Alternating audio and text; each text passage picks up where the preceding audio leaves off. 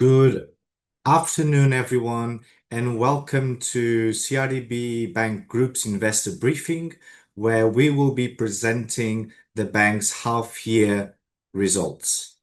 My name is Pedro Besugo, and I'm the head of consulting at Invest Africa and a very good partner of CRDB Bank. It is now my pleasure to welcome Mwasha, the head of investor relations at the bank, to walk us through today's briefing, as well as to moderate what I'm sure will be a very engaging call. Anna, thank you very much, and over to you. Thank you so much, Pedro, and a very good afternoon to you all. It's an absolute pleasure to be here today to take you through the first half of the year, our performance, our strategy execution, and the plans that we have. So we will start with the macros and then talk about the execution of our strategy. And then we'll deep dive into the numbers, the drivers, what worked, and the plans that we have in place.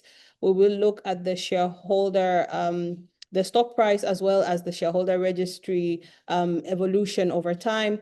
And then we'll move on to the strategy and way forward before handing it over for the Q&A. Without further ado, I would love to welcome Mr. Fredrick Nshekanabo, our CFO, and today he's also the acting CEO because Dr. Abdulmajid is traveling and is unable to join. So Fred, karibu sana. Thank you, Anna, and really thanks everyone for joining. And Pedro and Invest Africa, thank you for coordinating the call. We really thank you all for having you on this call, and proud to have the half-year results. As you noted in our publication, and as you note in the presentation that we'll be sharing, we closed the half-year with a strong performance, mainly backed up with the supportive microeconomic environment. Our profit after tax grew by 20.3%, supported by a strong balance sheet growth at 33.9%. Indeed, a large balance sheet in the market. You noted we closed with our total asset at 26.4 trillion Tanzanian shillings, which marks a growth of 33.9%. And this was on the back of a strong growth of our loan portfolio at 38%, reaching Tanzanian shillings 17 trillion,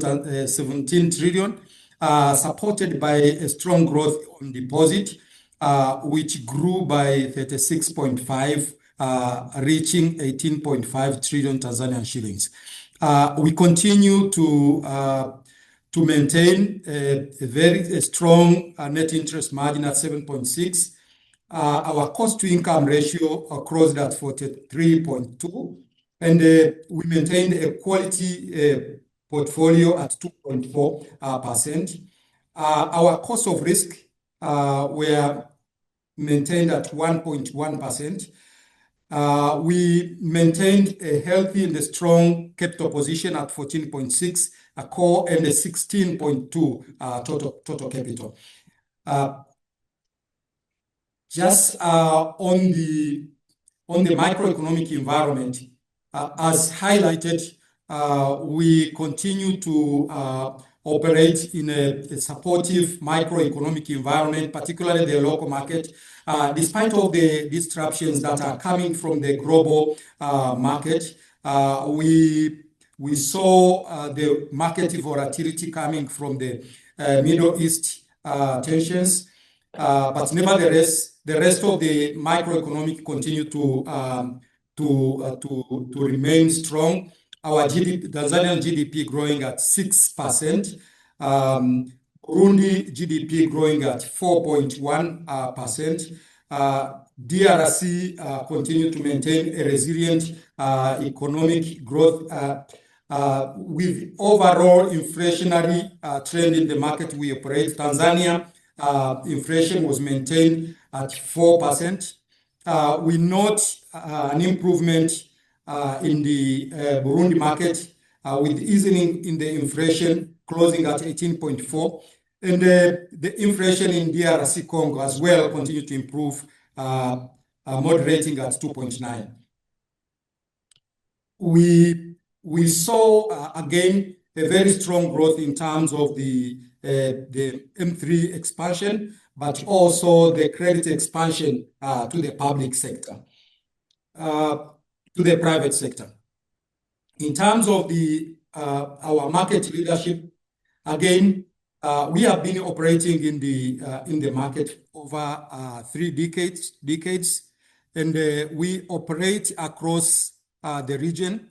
We are operating in Tanzanian market, Burundi market, where we have been operating for the past 13 years. We are in DRC Congo. This is our 3rd year. We also opened a representative office in Dubai last year. We serve over 7.9 million customers with 4,480 employees.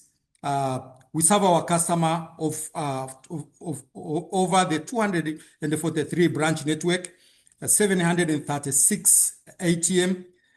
We have over 7,000 merchant point of sales, over 38,000 agents, and we have over 315,000 QR code, the merchant Lipa Hapa. We also have over 10 mobile branches. In terms of the footprints, I mentioned we are operating in Tanzania, but we also have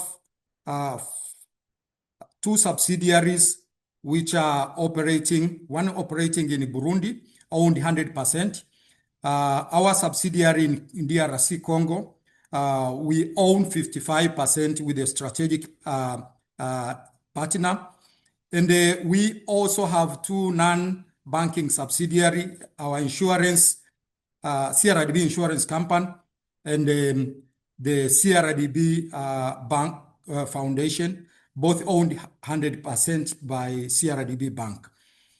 We, as I mentioned, we also have a rep office in Dubai, but we have strategic investments in Corp Bank, which in the last update we were just, you remember in the couple of 3 years, we had 2 banks that we were turning around, and we had the management contract of which we consolidated, and we now own 20% on the newly formed bank, which is the cooperative bank.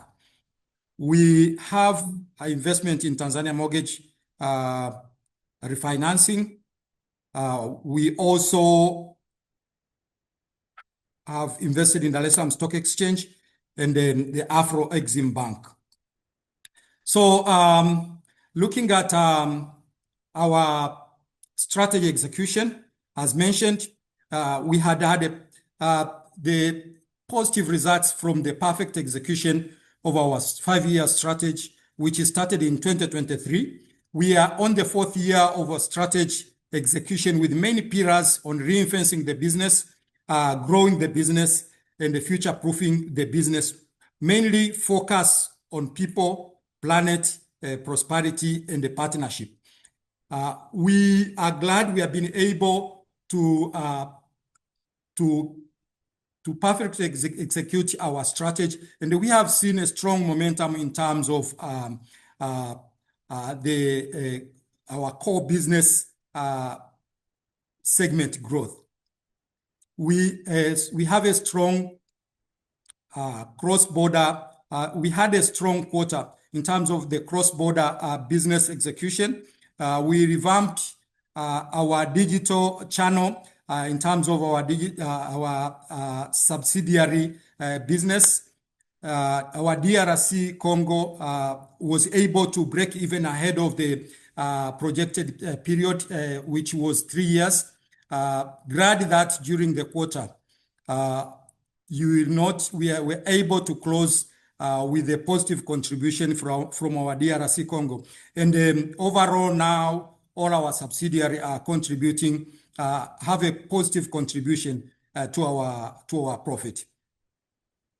We continue to optimize on our channel.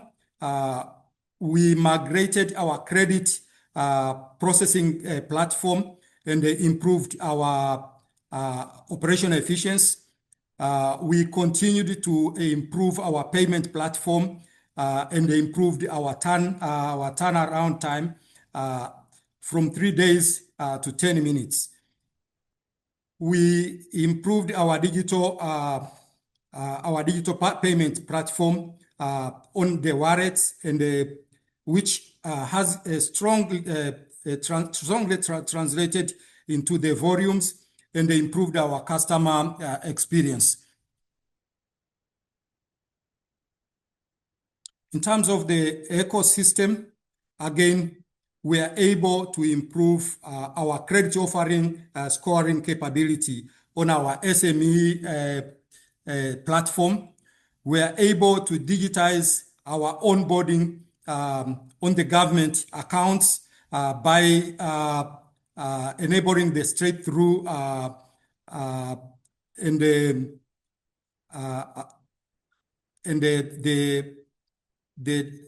self-service onboarding. We also improved our customer value proposition by enabling the self-service on internet banking, increased the access to finance of the CVC Bank with a straight-through dedicated proposition.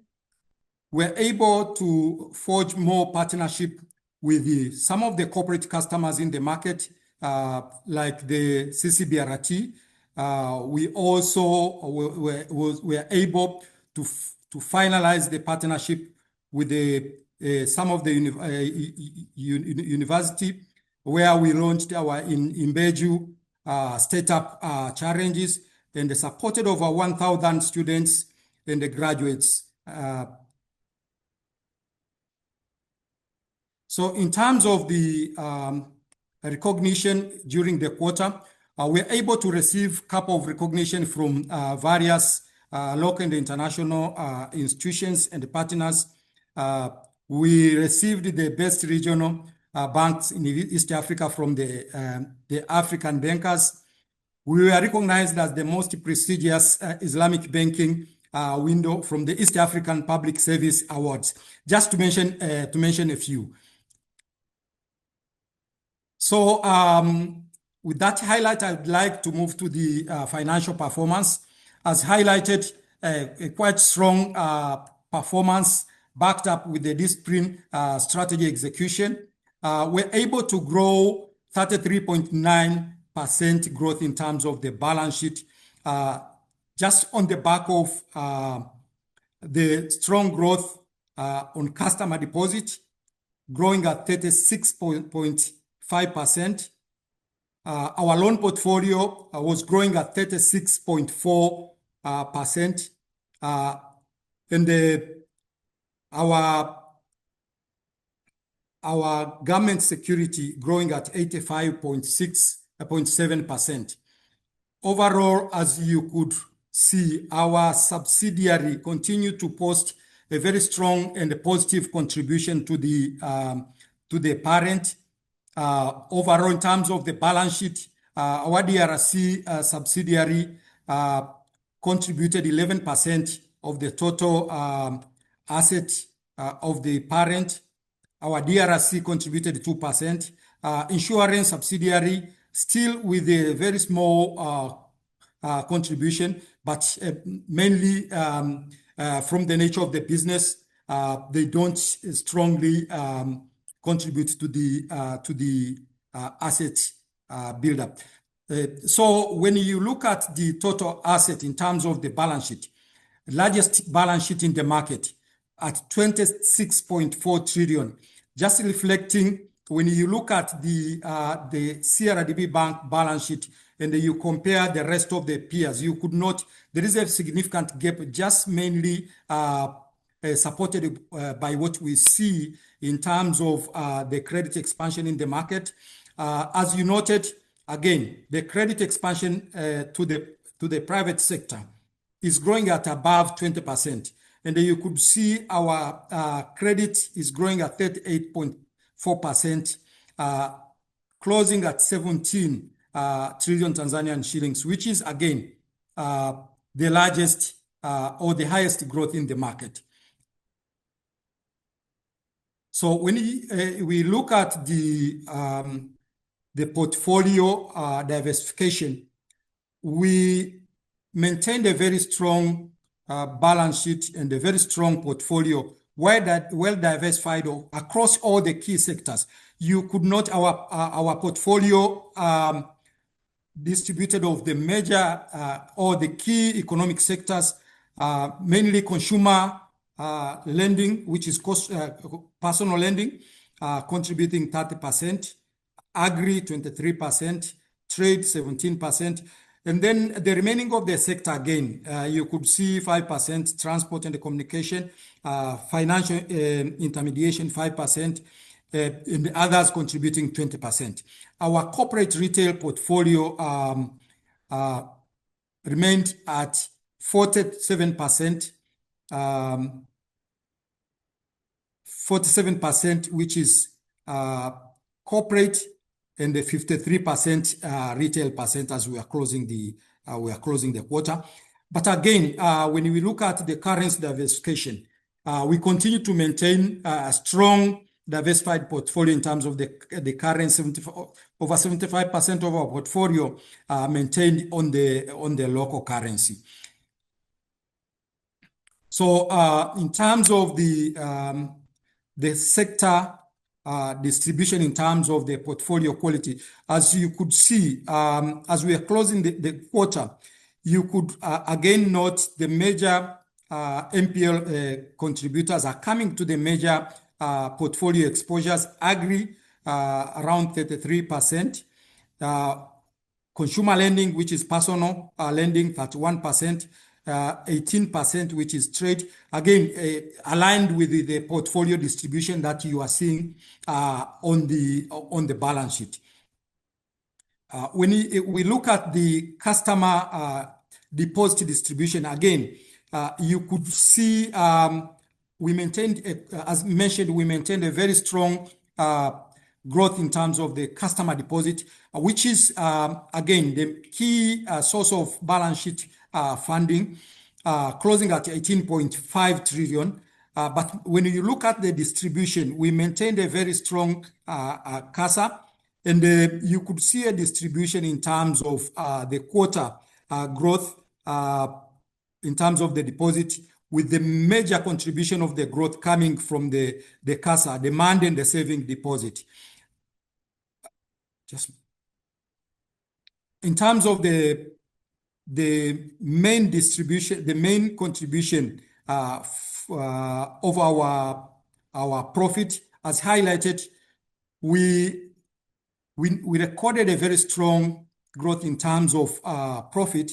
As you could note on this slide, the main contribution of our growth was coming from the growth on the interest income. Our net interest income grew by 23.4%, and our non-funded income grew by 13%. Here we needed to bring to the attention that last year on the fees and the commission, the central bank introduced the fee capping on the digital transactions. And as we close half year, you will note a full half year, which is comparing to the first half year, which had no interest capping, and the first half year for 2026 with full fee capping. But nevertheless, as we updated in the last call, you could see we are able to grow our non-funded income at 13.2%, mainly driven by the digital channel fee and the commissions on the back of the volumes on the digital channel. And this was strongly supported by our capability on the upgrade of our core banking system, but also we have seen more the usage and the onboarding of the customer on the digital platform. We continue to maintain a very modest growth in terms of our operating expense, despite of acceleration of our business growth across our subsidiary, and particularly in DRC Congo. Our operating cost was growing at around 21.6%. So in terms of the contribution, as you could see on the bottom line right, Burundi continue to post a 7.3% contribution of our profit after tax to the group, compared to 5.7%, which was recorded on the similar half year last year. Our insurance 1.1%, and our DRC Congo, which I mentioned, for the first time we have recorded a break even, contributed 0.5%.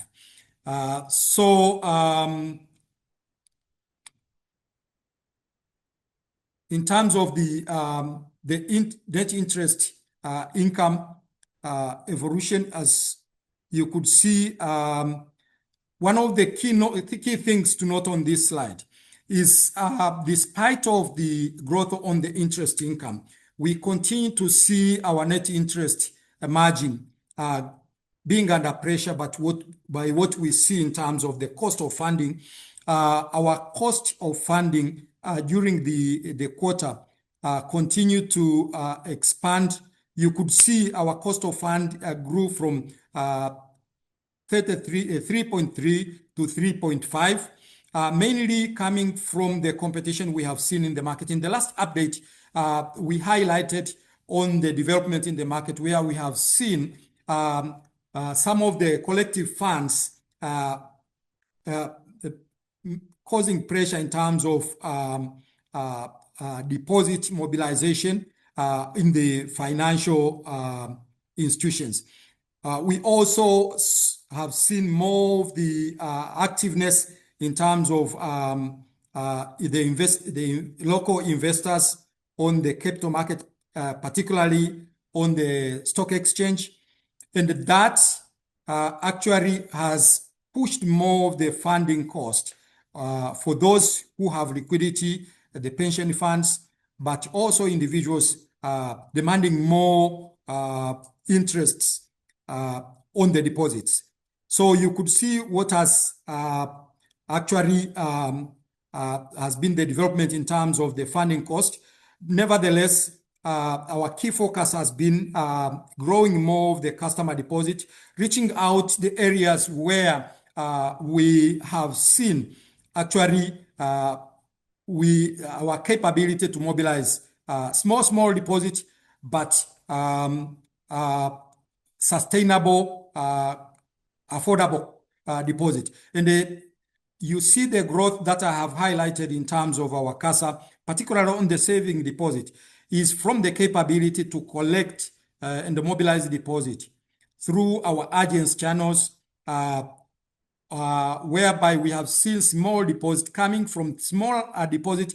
You note our financial inclusion still low, and the economy is still cash. So we continue to deepen on that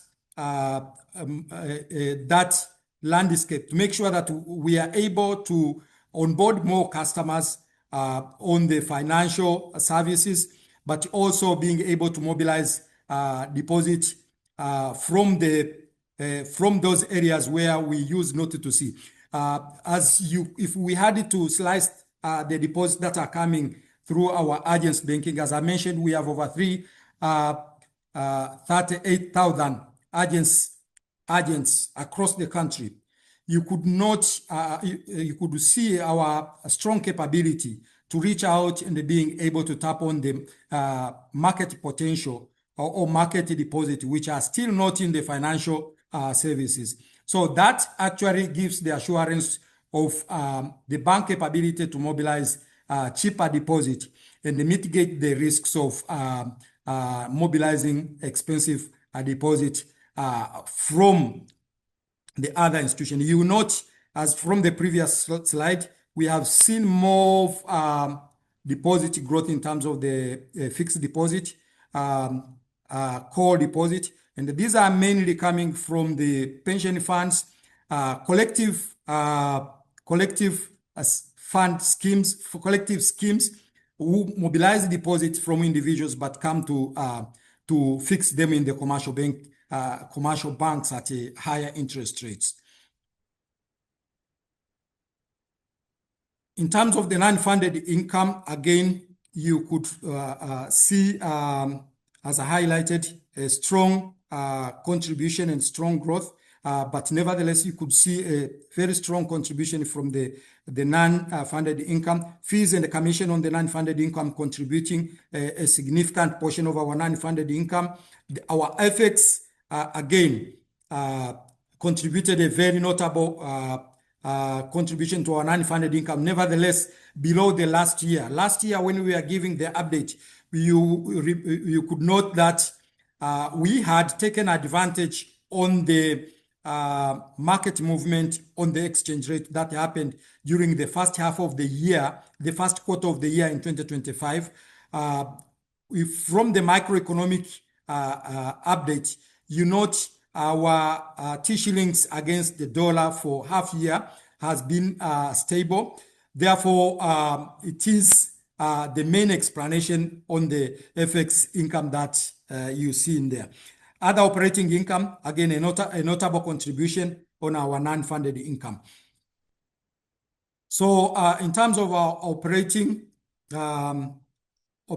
expense, again, we closed our cost-to-income ratio at 43.2%. Our staff cost, we are growing at 21.2%, mainly contribution with our business expansion. In terms of capital, as I highlighted, we closed the quarter with a strong capital position. Again, our capital position as we are closing the quarter, core capital at 14.6% and the total capital at 16.2%, well above the regulatory capital requirement, which is 12.5% and the 14.5% core in the total capital. So I would then just highlight in terms of the development in the crypto market. We closed with a very strong position in terms of our share price in the market. We noted the high of 3,140 share price during the quarter, but as we closed the quarter, we closed at 2,630. Very positive trend growing from the last year where the price was at 800, and we really appreciate in terms of the market recognition, but aligning with the bank's performance.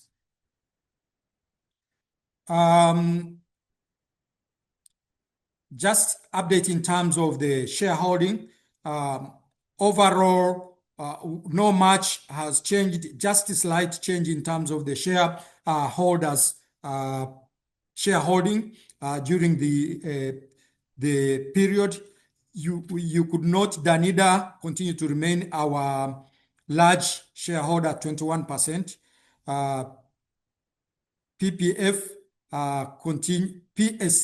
PSSF continue to hold 13%. And these are our major key shareholders. And then the NCCF Uganda holding 7.9%. And as you could see, the remaining are the shareholders which are above 1%. So I would like to stop here and open up for the Q&A before we could take the way forward. All right. Thank you so much, Fred, for that.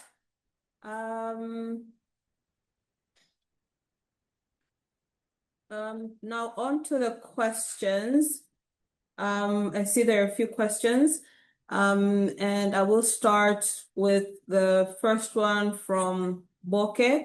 And she says, thank you, Mr. Speaker. She's a PhD researcher. So first question, how is CRDB balancing digital transformation investment with organizational capabilities required to translate the investments into sustained competitive advantage, particularly as we expand across East Africa? And the second one is, as we expand our digital financial services, how are we going to manage the differences in the regulatory environment while maintaining a constant digital strategy? Do you want to pick that, or should I read a few more so you respond all at once? Thank you for that question. Maybe on the digital capability, our key business our capabilities, mainly focusing on our ability to leverage on the digital platform.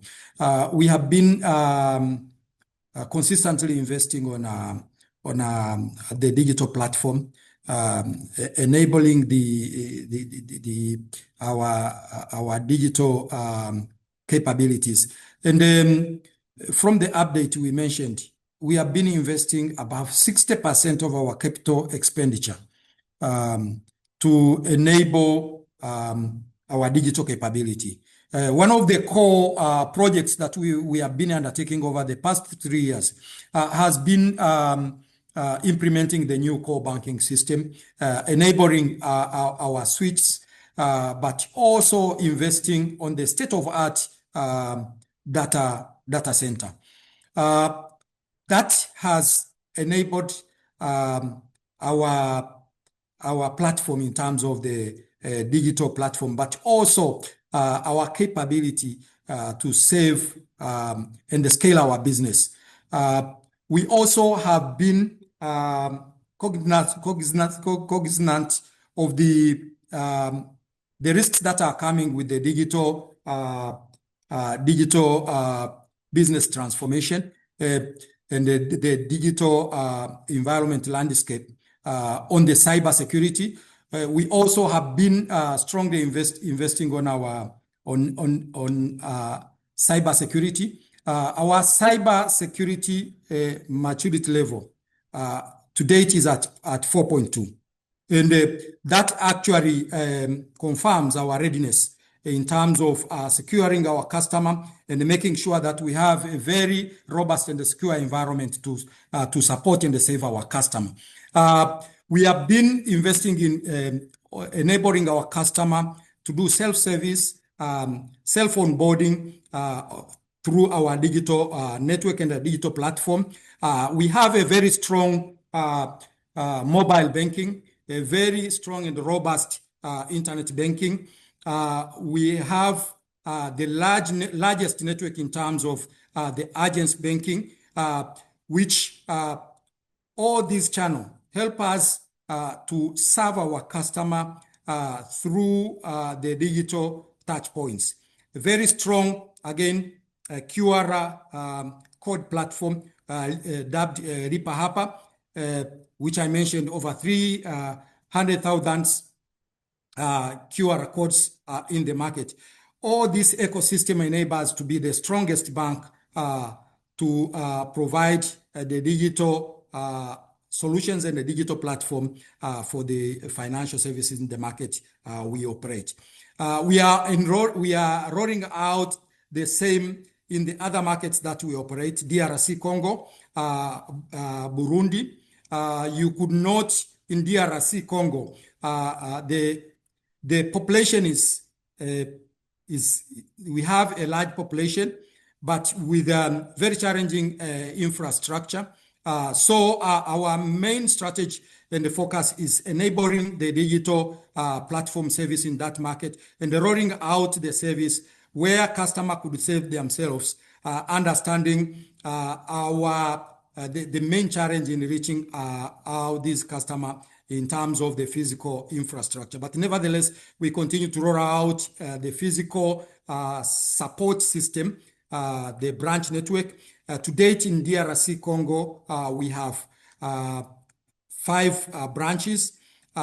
We have expanded our network in Burundi with physical presence to support the digital platform. I believe that explains, provides a good explanation in terms of your question. All right, thank you very much. The next question is from Samson Bellini, and he's asking us to elaborate on the reasons for the increase in the cost-to-income ratio in the last quarter, particularly as it outpaced the income growth. Thank you for that question. And as I highlighted, the main reason, as you could see between our numbers, you note our shrinking the net interest margin, the top line. And I mentioned the pressure which is coming from the funding cost. So our NIM, compared to last year, you could note there is a significant pressure in terms of the coming from the cost of funding that I mentioned, the pressure that is coming from the collective fund schemes, but also the dynamics in the market, which is coming from the activeness of more of the liquid financial institution demanding high interest rates. You note again, when you look at the other line, which is the non-funded income. I mentioned last year, similar half year, the year-on-year non-funded income was relatively higher because that half year had no fees and the commission cap on the digital channel. The half year we are reporting on has the full half year capping on the fee and the commission. And when you compare now the two, you could clearly see the main lines explaining why the non-funded income, the cost-to-income ratio, has a slight increase compared to the same period last year. All right, thank you. The next question is from Leon Mela, and he's asking, having subsidiaries in different market exposes the bank to FX reporting issues as the subsidiaries transact and reporting in their home currency, but we report in the shilling. How do we manage this? Thank you, Leon Mela. You're absolutely right, but nevertheless, it also gives a strategic market opportunity, because wherever there is, you have the risk, there is also the opportunity. And then we have a very strong oversight in terms of the FX position across our subsidiaries and our parent, but we also leverage on the market trends and the movements. And that gives us the strategic position to take advantage wherever we see any movements in the market, we operate and be able to leverage on that movement. But very strong treasury team, which take strong oversight, but also position, they take a very strategic position in terms of being able to leverage on whatever movement that happens across the market. Quite important. It just gives us the capability to trade across these markets depending on the market position. And then taking an example, any position that or any trend or any market movement in DRC, for example, if they have excess forex, we take advantage on the other market we operate, where we can as well trade across our subsidiary and take advantage.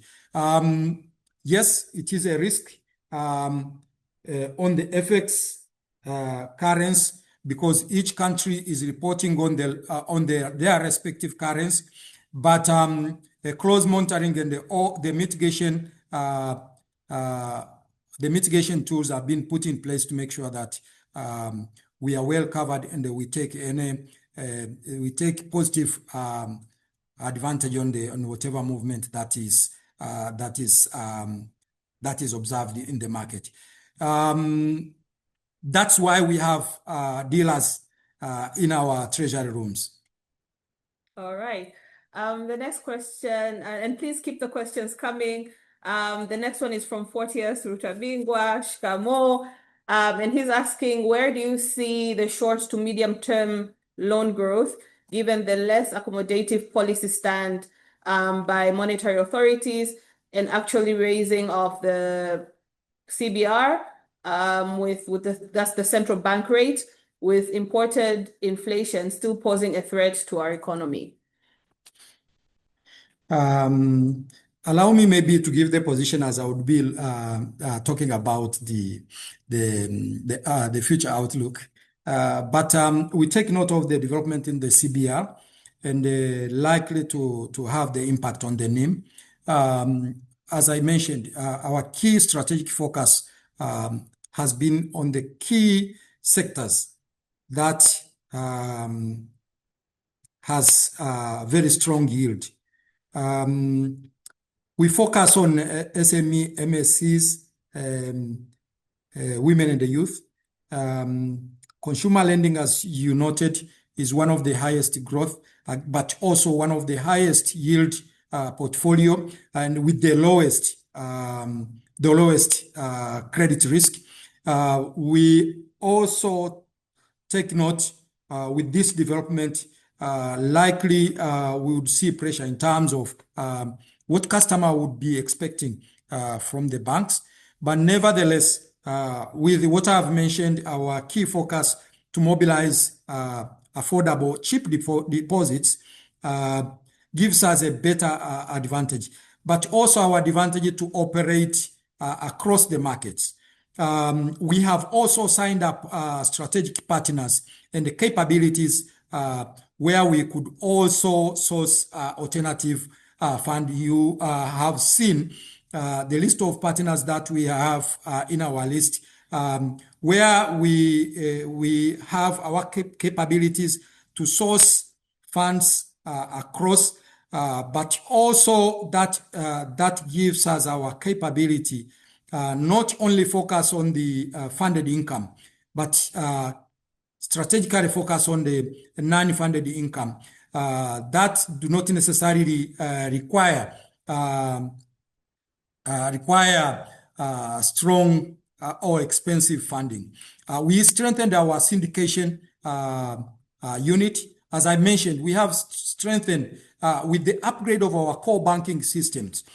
We have strengthened our capability to accelerate and scale our digital solutions, grow the digital uptake. And as I mentioned, the 13% growth on our non-funded income is mainly backed up with the growth in the volumes and the customer uptake on the digital platform.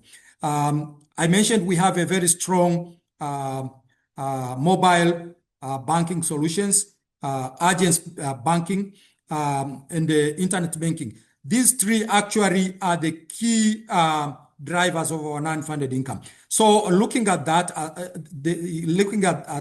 you note much as we see the pressure that's likely to come from that side, but we are strong. We strongly believe with our strategic initiative we are put in place, we should be able to see the mitigating or netting off effect in terms of pressure on the NIM just being covered by the strong growth on the non-funded income. Right. Thank you, Fred. The next question is from Farhad Karim, and he's asking how we are integrating sustainability into our own operation and in our lending strategy. Are there specific KPIs or targets being used to measure progress, for example, in reducing our carbon footprint or increasing green and sustainable financing? Karim, thank you for raising this question again. As you noted in our annual report, you would see our strong disclosure in terms of the sustainability reporting. Just to update, for the first time, we are the first bank to just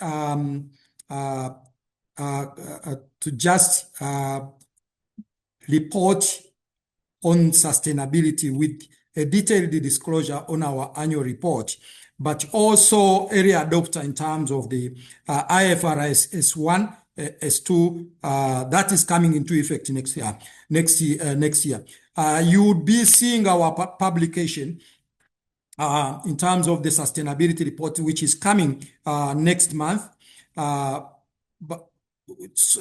our TCFD report that is coming next month. But you have seen our annual sustainability report on our website, which gives the full disclosure in terms of the sustainability integration in our business, but also the sustainability KPIs across our business operations. We have integrated sustainability in our business strategy. We have a clear sustainability strategy, and you would see the commitments that we have in that report. I would call upon you to just go to our website, and you would see that detailed report.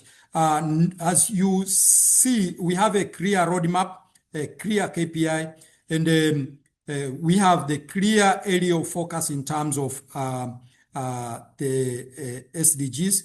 And I welcome you to just take a look on that report, which is very comprehensive. All right, thank you. The next question is from, again, Mr. Mbilini, and he's saying we have observed a significant decrease in the NPL coverage ratio in the last quarter.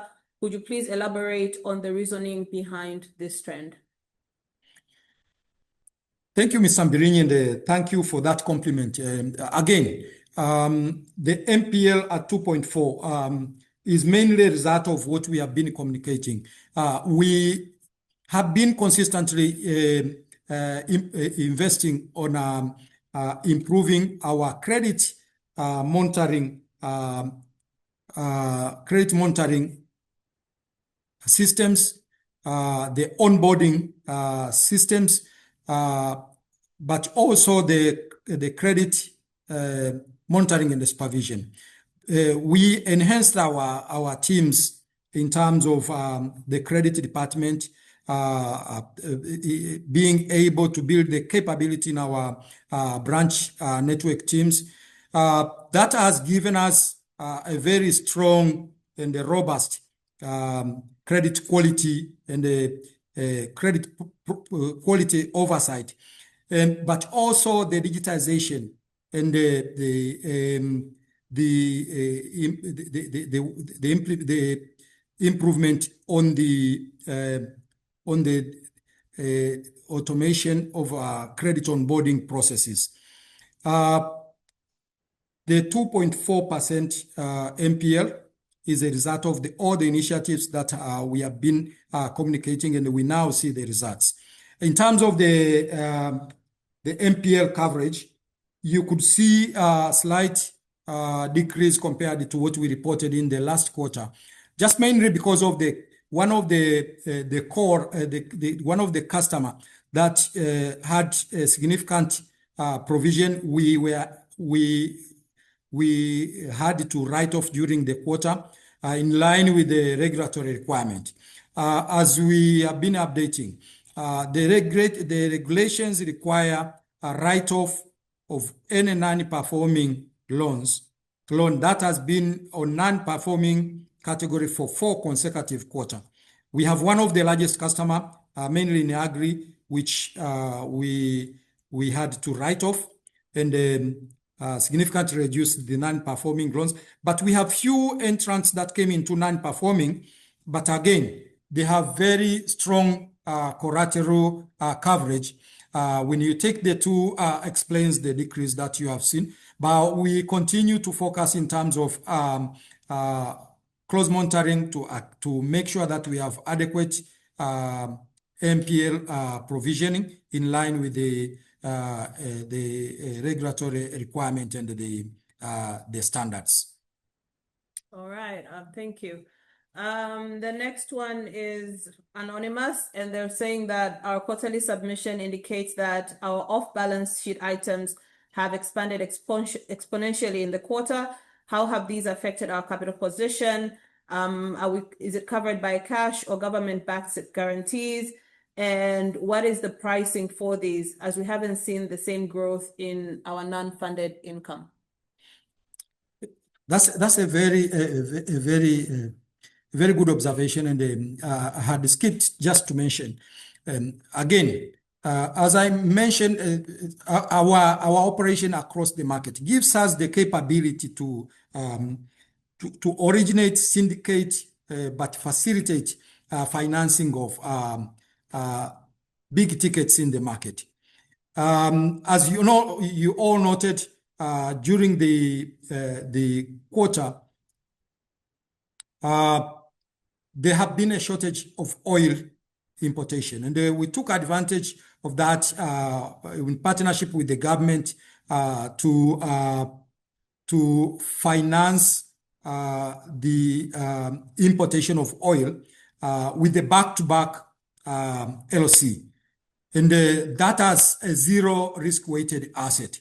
It is an off-balance sheet. It gives a very clean non-funded income, and it might have not strongly unfolded in the quarter, but very positive contribution will be observed in the coming quarter. As the market leader and the bank with the largest balance sheet, but very strong partnership in the multinational reach, we are able to see and demonstrate our capability to structure that financing without provoking our risk-weighted asset and no impact in our capital computation.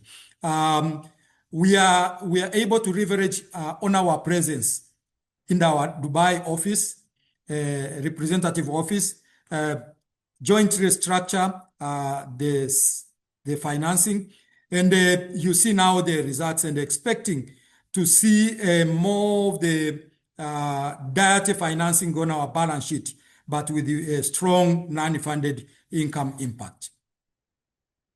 Okay, thank you, Fred.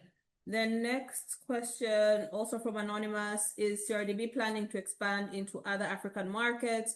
If so, what are those markets? Are we able to tell? And what model are we going to implement? So are we going to go greenfield, that is, go open operations from scratch, or brownfield, acquiring existing businesses?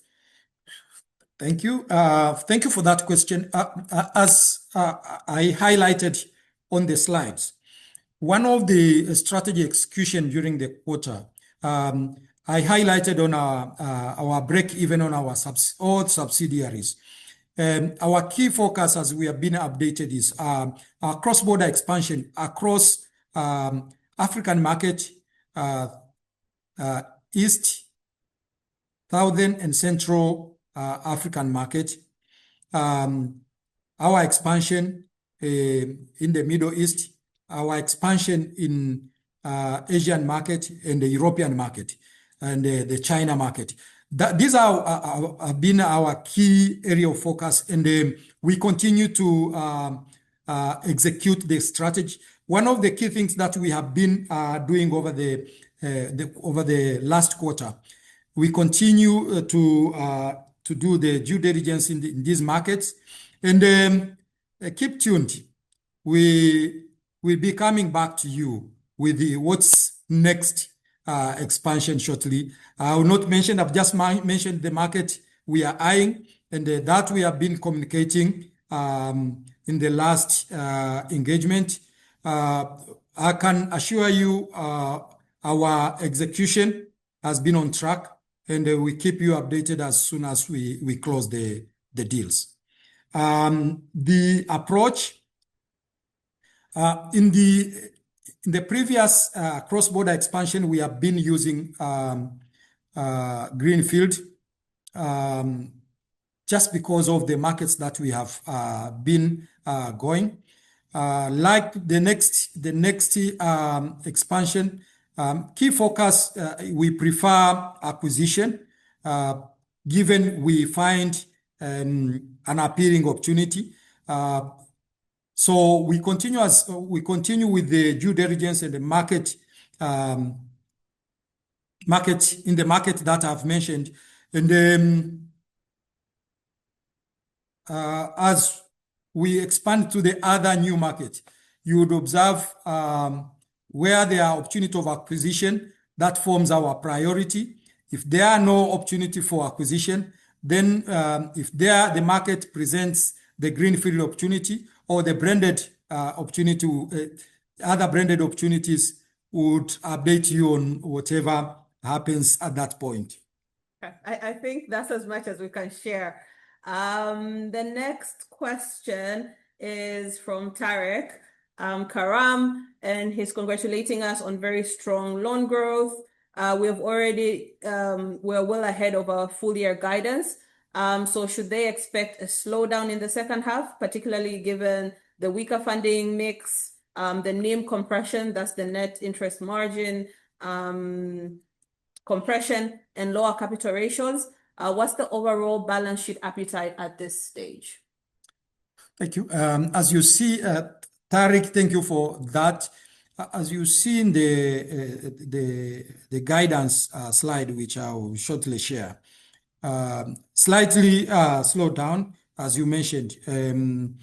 The growth that we have seen in the past, we note the demand in terms of the credit expansion, but we also take note of the balance sheet size. We also take note of the capability in terms of the funding, in terms of the capital requirement and the liquidity. We have aligned our capability internally, and that's where when you see a structuring off balance sheet to 17 trillion, demonstrates our readiness and the capability to take the exposure of the balance sheet because of what you have mentioned. But again, we have been enhancing and building up our syndication and the structuring our capability. Our Dubai rep office has been set strategically to also address the same. We focus on the high yield, as I've mentioned, where you see, well, the demand capital, but not high capital as in corporate. And that is the retail, where we focus on SME, MSC. And in these areas, we have partners who are bringing in the solutions to mitigate the risk-weighted asset growth. You note these sectors, they would have the absolute growth, but the tickets are not big like in the corporate space. And most of the corporate space, we are looking at more of the syndication and the risking to make sure that at least we shield the impact on the risk-weighted asset growth. As you see in the last slide, the outlook, you're absolutely right. The growth on the loan portfolio in the remaining half of the year are relatively lower than what we have seen on the first half of the year. All righty.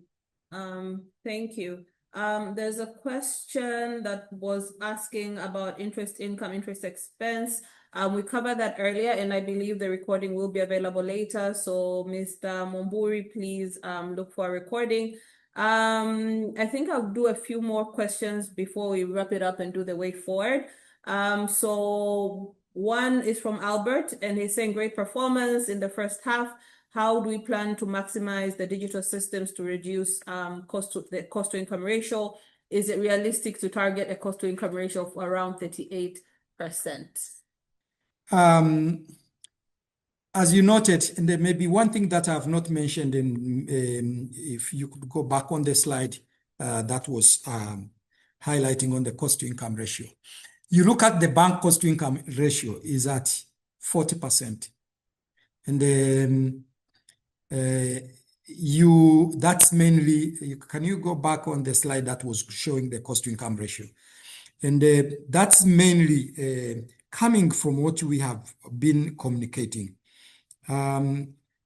You see here, the cost to income ratio to the bank maybe is not here, but you note in the publication, the cost income ratio for the bank is around 40% compared to 43.2%, which is coming on the consolidation. That is mainly explains where the cost comes from. The main cost that you see in here, as I explained, is mainly driven by our expansion on our subsidiaries business, particularly the expansion of the business and the building the base in the cross-border markets that we operate. I mentioned we opened our office in Kinshasa. We staffed our offices in the branch in Kinshasa. We continue to build the business capability in our Burundi and the DRC Congo market, mainly driving the cost. But also important to mention here, some of the costs you see in the consolidation are also driven by the insurance business, where the reporting standards now require some of the costs to be instead of netting off, being grossed off. So again, it has an impact on the cost to income ratio, which you see on the consolidation compared to what you see in the bank. Our strategic focus, as we mentioned in the previous communication, and as you see in the next slide, is to maintain our cost to income ratio below 40% as we move to our 50th year of our strategy. All right, thank you. So our second last question is on the agri sector. So agriculture is obviously a very important sector for Tanzania, but it still has challenges around financing, farmer formalization, cash flow visibility, risk assessment, and distribution. From CRDB's perspective, how is the bank thinking about tackling the agriculture market over the next few years? Specifically, where do you see the biggest opportunity financing farmers directly, financing aggregators and off-takers, working through agribusinesses, or leveraging technology and data to better assess agricultural credit risk? That is partnering with agri-tech companies. You absolutely spot on, and then that's our key focus. As I mentioned, our key focus is on particular retail, SME, MSC, women and the youth, and we have a specific mention and the focus on agriculture. For just an update, CRDB house 43% of the total agri financing in the country. And to drive that, our key focus has been on how best can we leverage on digital platforms to scale and grow the business. The aggregation, the value chain financing, which we have been communicating when we were updating on our strategy, making sure that we are able to finance the value chain. We are able to finance the farmers, which feeds the manufacturers. You noted the key sectors of economics growth. Predominantly, you see the manufacturing, again, is one of the key sectors where we see. And then when you look at our portfolio exposure, manufacturing, but also agriculture are two sectors. Then you mentioned the trade. You see our mention on the trade. Again, the key sector that supports the importation of the processed and unprocessed raw materials, but mainly we are financing and enabling the local capacity to process the agri products. We have been able to finance the youth and the women. And just a mention on our intervention through our CRDB Foundation. You have seen our Imbeju. Imbeju is a local word meaning seed. We have been providing seed capital to our women and the youth. Over 65% of women and the youth are engaged in agriculture. And this is a mass population which you cannot reach only by using the physical means. We have and have been investing on automating and digitizing these touch points to reach out these customers. We are building our capability to leverage on data, building on our scoring capability. We have been able to implement our data warehouse, taking advantage of the developments and leverage on the data asset, but also leveraging on the development on AI. You will soon see what is taking place as we roll out more product, particularly focusing on these segments. We have been able to enroll the youth startups, but with a special focus on the digital solutions, but digital intervention, particularly in agri and the livestock financing. So that's the area we have been strongly working, and look forward to see more of the intervention to enable and leveraging on the capability in that space. We are experienced, yes, it's the high risk business, but we have learned the lesson on financing this business. We also finance the local manufacturing in terms of the agri inputs. We are the largest financier of the agri input in terms of the fertilizers. You noted what happened during the COVID, but also during the Middle East disruptions, where the supply chain has been disrupted, affecting the import of fertilizers. So we have been financing capability to build the local manufacturing of fertilizers. We also have strong collaboration with the partners for guaranteeing the agri financing, but also special team looking after the agro financing and the agri portfolio. Key focus in terms of our GCF, we are the GCF, the UN GCF accredited entity, and with a key focus on agri financing. Our Taka TDP project is mainly focusing on enabling financing in agriculture using technology and mitigating the risks in this space. I think that's a face for this question. Okay, and our last question, which I saved because I noted that there was multiple questions on it. So Fred, there's questions on the ongoing splits. Are we worried that the increased liquidity is going to affect or dilute our own shareholders? Are we going to do our own split? And I think along the same lines of the share performance, why has our share price been stagnant for the last 4 months?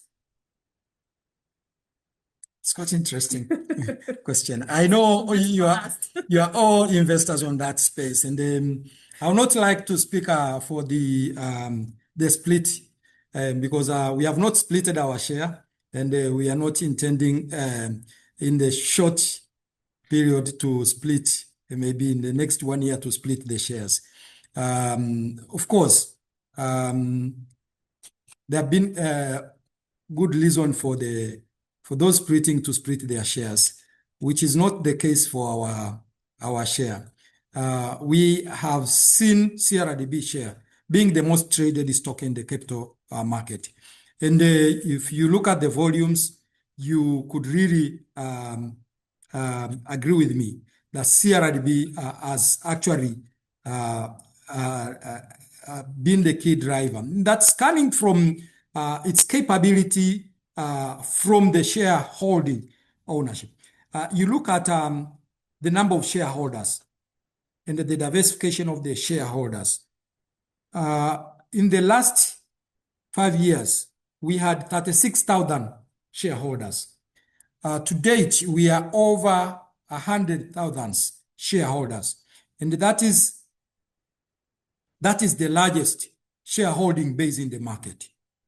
In terms of the shares in the market, we had a large volume that's coming from the historical trend where we had the right issue, bonus share, and the share split we have done in the past. So what is happening to the other who are splitting? They are repeating the cycles that we did in the past. And that is actually what has differentiated CRDB stock in the market. Affecting CRDB share in the market,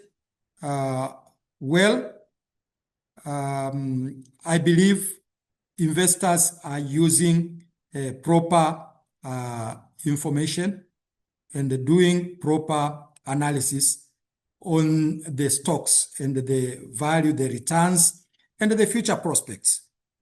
The long-term investors take the long-term view based on the expected returns. Split might well have the effect, but what I'm saying, actually I want to mention here is the investors' long-term view on the stock, which I've explained properly, our strategic area of focus, but also how we have been executing our strategy. And that forms a strong base of the outlook in our share price. The pipelines that we have, our capability to grow the business, our capability to reinforce the business, but just stronger to mention, CRDB is not a local bank. It's more than a local. It's a regional bank. We are the only bank that is operating across East African market. We are in Dubai, and that gives us our strategic positioning to drive and grow our business, but also create values to our stakeholders. And that is the key differentiator in the market. And investors are looking at CRDB with a long-term view. You would clearly see a big differentiation and in terms of the value creation and the value drive in the long term. Thank you, Fred. I think maybe just to add on, since it's my area of expertise, when you look at just the year-on-year growth, moving from 800 shillings last year to 2,630, I would say that there has been significant growth over the last year. And the 4 months is just the market demand and supply. But I think stagnating wouldn't be the right word. So let's also see, given our performance in the year of one, we've just presented the numbers. Let's see where that will take us in the coming year. So I think this is just normal market dynamics, and that the share will adjust accordingly in alignment with our performance. And with that, Fred, may we please go on the way forward? What should investors expect over the next half? How are we ending the year? What are we focusing on? And then we'll hand it back to Pedro. Thank you. Thank you, Anna. And just that has been, I think, one of the area where questions were coming, and I kept on asking that you'll be seeing the last slide. Now, here it is. Just a guidance in terms of the outlook as we close the year. Loan portfolio 38%, yes, but we continue to see our year-on-year growth as we close the year in the range of 18 to 20%. And that's because we are comparing now the base we closed in last year and the growth that we expect over the half year, the second half of the year. You should see just a slight shrink in terms of year-on-year growth. Deposit growth outlook 25 to 29%.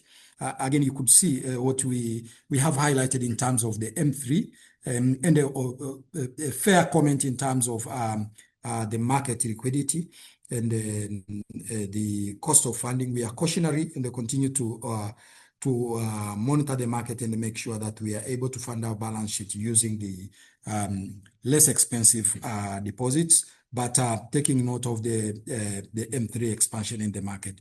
The non-funded income contribution, again, 33.3, but you will note as we close the year, again, we look at 35 to 40% contribution of the non-funded income to the total income. Cost to income ratio, as I mentioned, as we close the year, we look at the group 42 to 44%, in line with what we had communicated earlier. And that's for the group. For the bank, you would see a different target, which is, again, below 41%. But as we shared in the last communication, our strategic focus is to see this as we close the fifth year of our 5-year strategy implementation. You should see it below 40%. Return on equity 28 to 30%, and the return on average asset 5.5 to 6%. We continue to focus on maintaining our NPL below 3%. We are at 2.4, and we are confident we should see that below 3%. NPL coverage, we target 78 to 80%, and our cost of fund, we targeted to see that at 3.2 to 3.5. That takes note of what I've mentioned in terms of the expanding cost of funding, but also the what has been asked by Rutabingwa. Again, you could see the pressure on the NIM, which I explained on that area. So with that, I really thank you, and I would wish to stop here and hand over back to Anna. All right, thank you so much, Fred, for a comprehensive presentation and for taking the time to go through all the questions. So thank you to everyone that has made the time to join us. In case your question wasn't fully addressed or you'd like a bit more elaboration, please don't hesitate to reach out to us on investor.relations@crdbbank.co.tz, and we'll see to it that we get back to you and get all the necessary details to you.